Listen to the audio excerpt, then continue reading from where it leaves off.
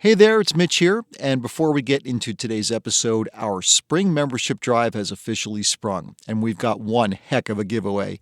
When you make a donation in any amount to Vermont Public by March 16th, you'll be entered to win a new roof valued up to $15,000, thanks to Vermont Construction Company.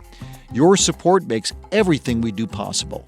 Make a gift today so we can keep bringing you the trustworthy, reliable news you count on day in and day out.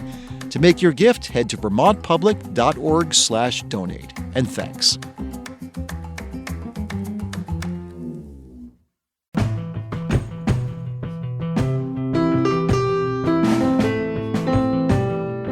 From Vermont Public, this is The Frequency.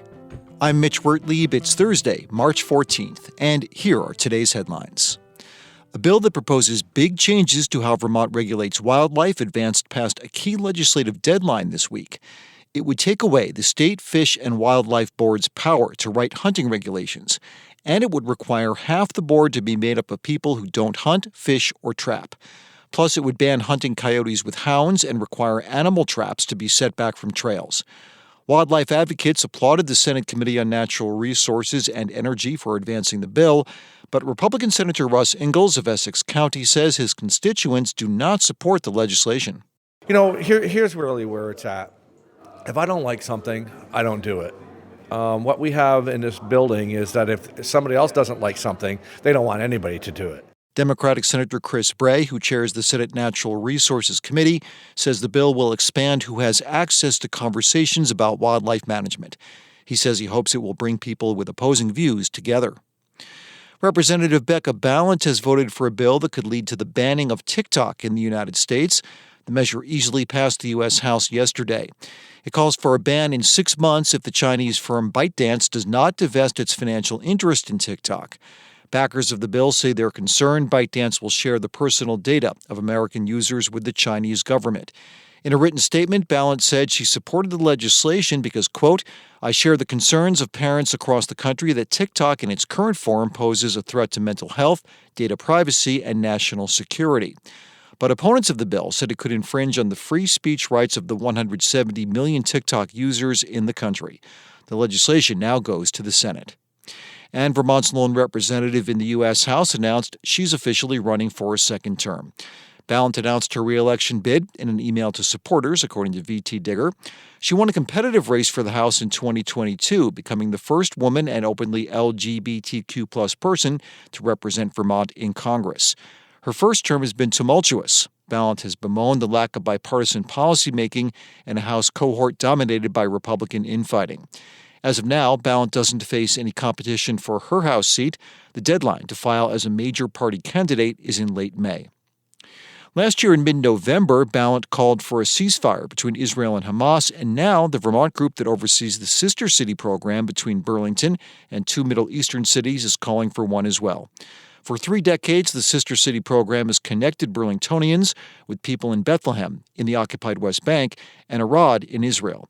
The group's newly released statement is the first time since October 7th they've publicly called for a ceasefire. Musa Ishaq of Essex Junction is one of the founding members of the Sister City Committee. Our hope is that our country, the U.S., would exert pressure, because that's the only way it's going to happen, on Israel to stop what I call it, genocide. The group's statement also calls for Hamas to release the hostages and for the protection of Palestinians from forced displacement. We know we are little fish in the ocean of things here. We hope that it affects people around us. More than 31,000 Palestinians have been killed since October 7th, along with roughly 1,200 Israelis in the region. Most of Gaza's population is also displaced. Ishaq, who's from the West Bank, says going forward, a big focus of the Sister Cities program will be to educate people in Vermont about the region.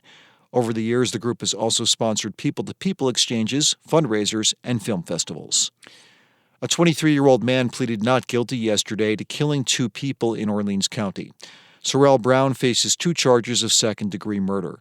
According to police affidavits, a witness called Vermont State Police and said she saw a man using a baseball bat to beat someone in a neighboring apartment in the village of Orleans.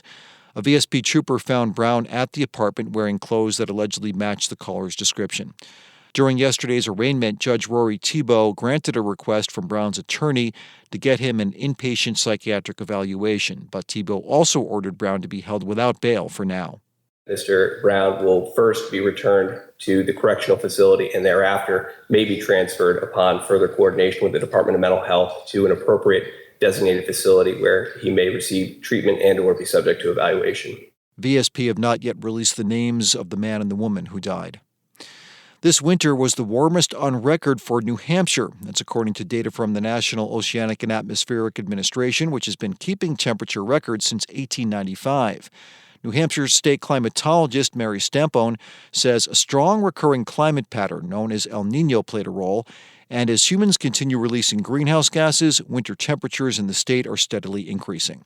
But Stampone said there is still time to make sure not all winters are this warm. We could hold at this being our most extreme winters.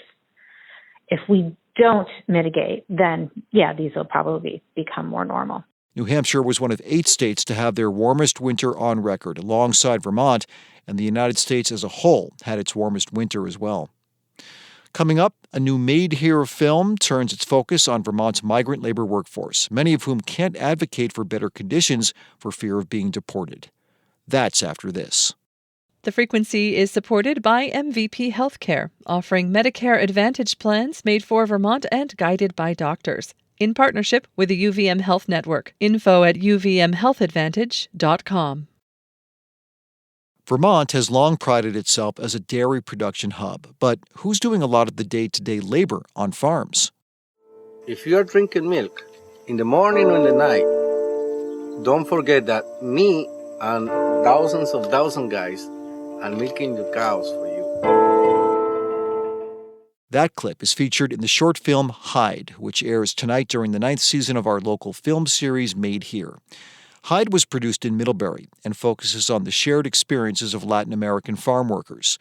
Many of these year-round workers are in the country without legal permission, which can hinder basic activities like buying groceries, to say nothing of its impact on advocating for better working conditions or pay. Migrant Justice is a Burlington-based advocacy organization that supports economic justice and human rights for farm workers across Vermont. Will Lambeck of Migrant Justice recently joined host Jen Jarecki to talk about Hyde and the pressing issues facing Vermont's immigrant farm workers. The 2013 film Hyde introduces viewers to a range of issues confronting Vermont's immigrant farm workers, from transportation challenges to extended working hours to wage theft. Are these still the most pressing issues migrant farm workers face? Many of them are still present. We've made a lot of progress over the past decade in addressing those concerns. And immigrant farm workers in Vermont have really led the charge to say, we're here in this state, we deserve to be recognized, and to fight to change the laws and policies to ensure that there is equal treatment in the state. So there has been progress on all of those fronts, but more work is needed to be done to ensure that our human rights are truly being respected in Vermont. Well, in that vein, Will, how does Migrant Justice serve farm workers? Migrant Justice is an organization founded and led by the community of immigrant farm workers. It's mostly folks coming from southern Mexico, living and working on dairy farms around the state. And our state's iconic dairy industry for the past several years has really been held up by the labor of this community. In 2009, a young farm worker named Jose Obet was killed on a dairy farm in a preventable workplace accident, and his death was the spark that led this community to decide to come together and form Migrant Justice to be a voice to fight for human rights and economic justice. What are one or two of Migrant Justice's major priorities right now as the organization advocates for better working conditions? The dairy industry in Vermont and around the country, unfortunately, relies on low pay, long hours, and dairy workers suffer from a lack of protections of basic human rights, things that most other workers take for granted. Migrant Justice has created a program called Milk with Dignity, which is an effort to bring together workers, farm owners, and the companies that are buying milk from these farms to collaborate in a solution to bring a better price to farms for their milk, and then to use that money to fund increases in wages, benefits, and better working and housing conditions. Will, as you well know, it's currently illegal under state law for agricultural and domestic workers to collectively bargain, although that is something state lawmakers considered changing last year. I mean, you've spoken to it a little, but what impact does this have on the communities you work with? Absolutely. Agricultural workers are excluded from so many things that other workers take for granted. They can't collectively bargain. They aren't guaranteed a state minimum wage, or on some farms, even the federal minimum wage. There's no access to overtime. On most farms, things like sick pay, holiday pay, vacation pay are unheard of. That's why workers have had to create this solution called Milk with Dignity to improve conditions and protect their rights. As you mentioned, there is a law right now, the Vermont PRO Act, which is in front of the House of Representatives, and we hope that that will pass. Among other things, that will extend the right to collectively bargain, to form a union, to farm workers and domestic workers, and that would be an important step. These exclusions didn't happen by accident. In the 1930s, when the current labor law regime was set up, who were the agricultural and domestic workers being left out of all of these rights? It was the descendants of enslaved people. And today we see that those industries or those economic sectors continue to be dominated by workers of color who are being denied these basic rights. Will, talk to us about the relationship between Vermont's immigrant farming communities and Immigration and Customs Enforcement, or ICE. Yeah, so in Vermont, there is ICE, Immigration Customs Enforcement. As a border state, Vermont also has a significant presence of Border Patrol agents in the state. And that means that many farm workers have to live in fear daily that an interaction with one of these agencies could result in their detention, their deportation, the separation from their families, their ability to make a living. And this isn't theoretical. This is happening every day in our state. Regularly, we get calls from people who were at the general store getting a sandwich on their break from work. They have a chance encounter with Border Patrol and end up being detained and put in deportation proceedings. How does that relationship compare to the one that farm workers have with local law enforcement? Farm workers have fought hard to ensure that encounters with the police aren't going to result in them being turned over to ICE or Border Patrol. This used to be regular practice in the state, where you would get stopped on a traffic violation and then the police would call Border Patrol to the scene and you could end up being detained and deported. Currently, the state has a fair and impartial policing policy that every department in the state has to adopt. But unfortunately, that policy was watered down during the Trump administration and has many loopholes, which means that interactions with law enforcement in the state can still result in people being turned over to deportation agencies.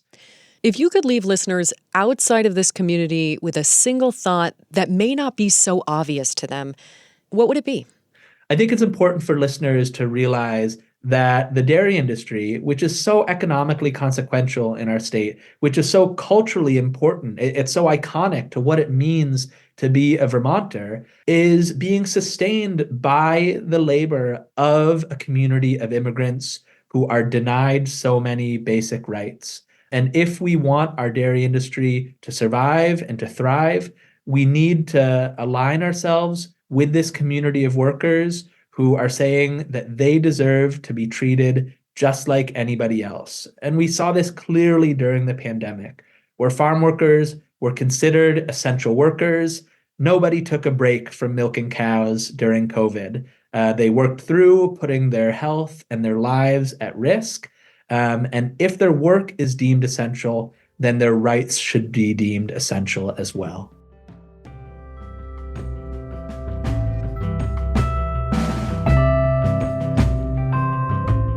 That was Will Lambeck of Migrant Justice speaking to host Jen Jarecki. You can watch Hide, the latest film in Vermont Public's Made Here series, anytime on our website or at 8 o'clock tonight on our main television channel. Thanks for listening to The Frequency today. We had additional reporting from Bob Kinzel, Adia Golston, Sabine Pooks, Abigail Giles, Liam Elder Connors, and the New England News Collaborative. Our executive producer is Kevin Trevelyan, and our music is by Blue Dot Sessions. I'm Mitch Wertlieb. Talk to you tomorrow.